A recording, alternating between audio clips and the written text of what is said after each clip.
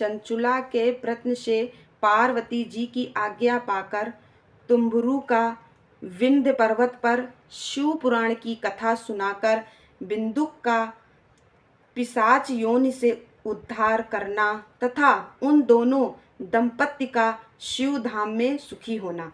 सूत जी बोले, सौनक, एक दिन परमानंद में निमग्न हुई चंचुला ने उमा देवी के पास जाकर प्रणाम किया और दोनों हाथ जोड़कर वह उनकी स्तुति करने लगी। चंचुला बोली, गिरिराज नंदिनी स्कंद माता उमे, मनुष्यों ने सदा आपका सेवन किया है। समस्त सुखों को देने वाली शंभु प्रिय आप ब्रह्मा स्वरूपिणी हैं, विष्णु और ब्रह्मा आदि देवताओं द्वारा सेव्य हैं। आप ही सगुणा और निर्गुणा हैं तथा आप ही सूक्ष्मा सच्चिदानंद स्वरूपिणी आद्या प्रकृति हैं। आप ही संसार की दृष्टि पालन और संहार करने वाली हैं।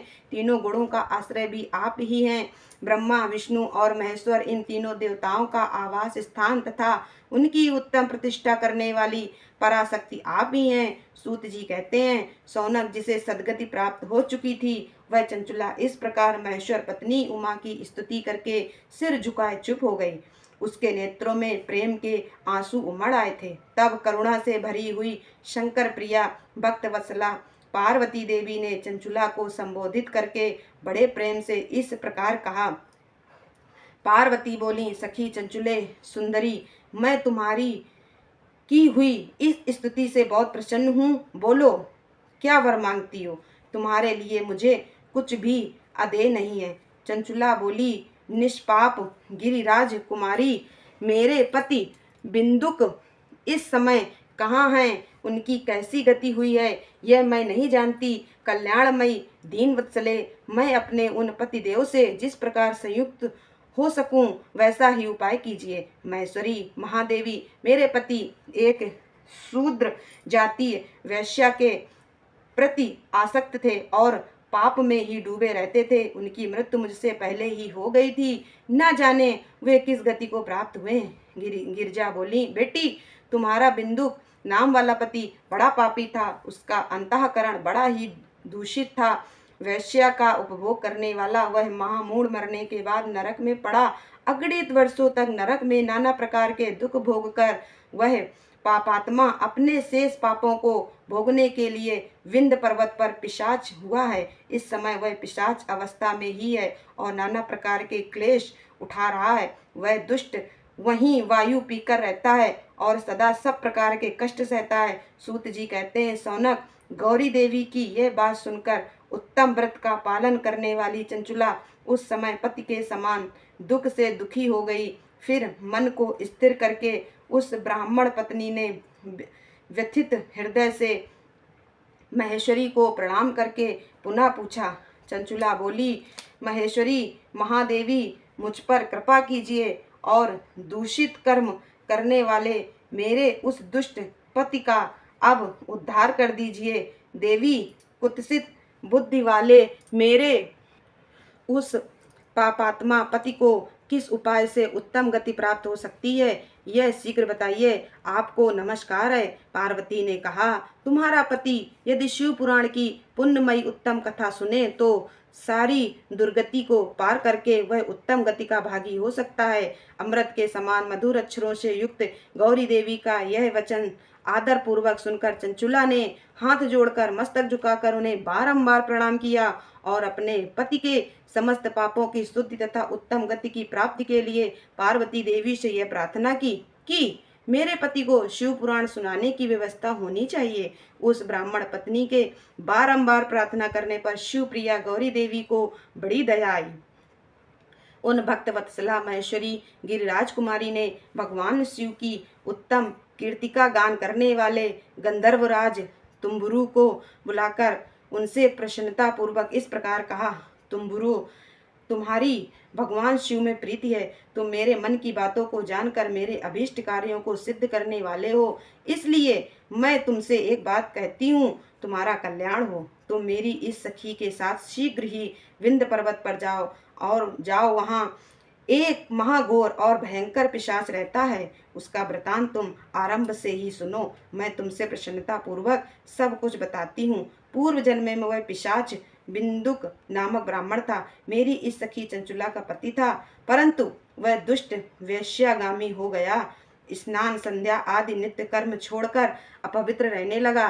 क्रोध के कारण उसकी बुद्धि पर मूढ़ता छा गई थी। वह कर्तव्य का विवेक नहीं कर पाता था।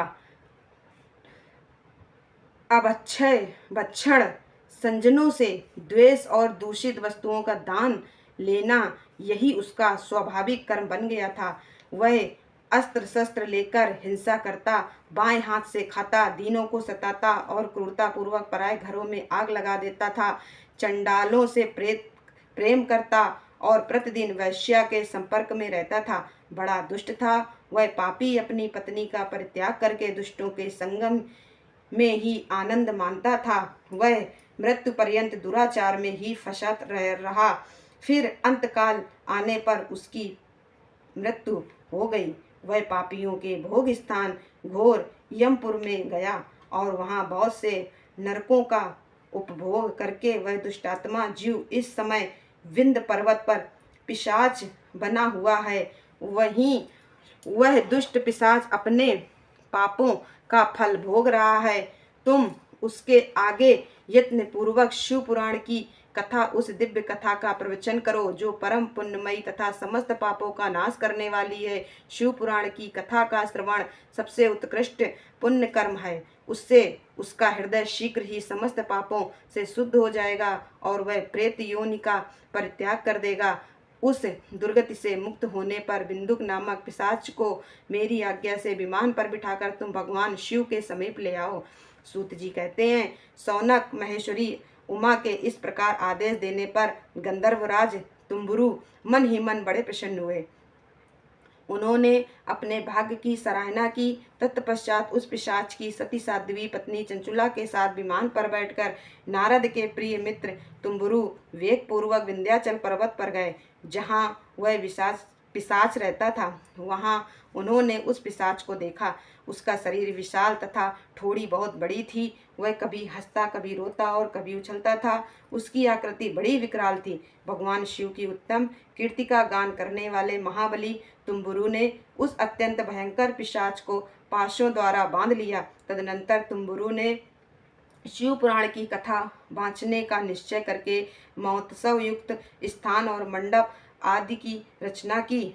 इतने में ही संपूर्ण लोकों में बड़े वेग से यह प्रचार हो गया कि देवी पार्वती की आज्ञा से एक पिशाच का उद्धार करने के उद्देश्य से शिव पुराण की उत्तम कथा सुनाने के लिए तुम्बुरु विंध्य पर्वत पर गए हैं। फिर तो उस कथा को सुनने के लिए लोभ से बहुत से देवर्षि भी शीघ्र ही वहां जा पहुंचे।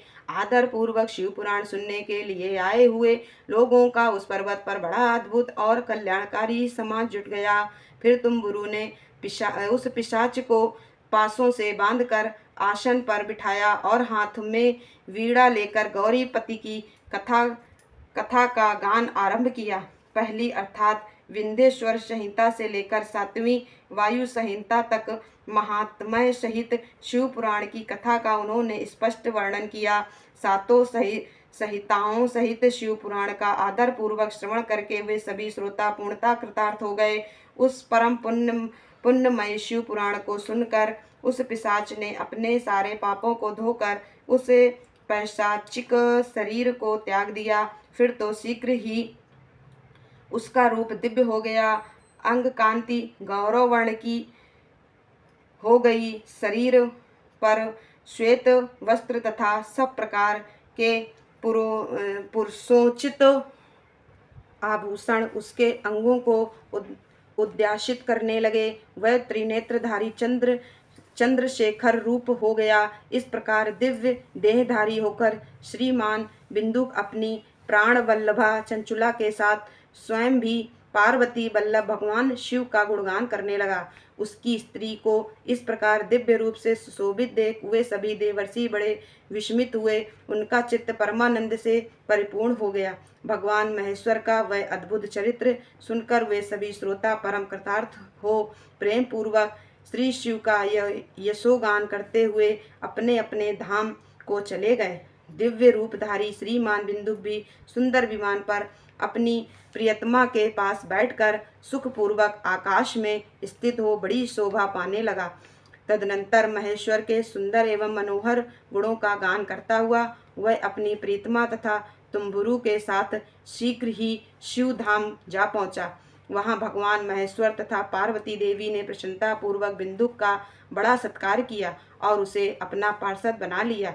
उसकी पत्नी चंचुला पार्वती जी की सखी हो गई। उस घनीभूत ज्योति स्वरूप परमानंदमय सनातन धाम में अविचल निवास पाकर वे दोनों दंपति परम सुखी हो गए।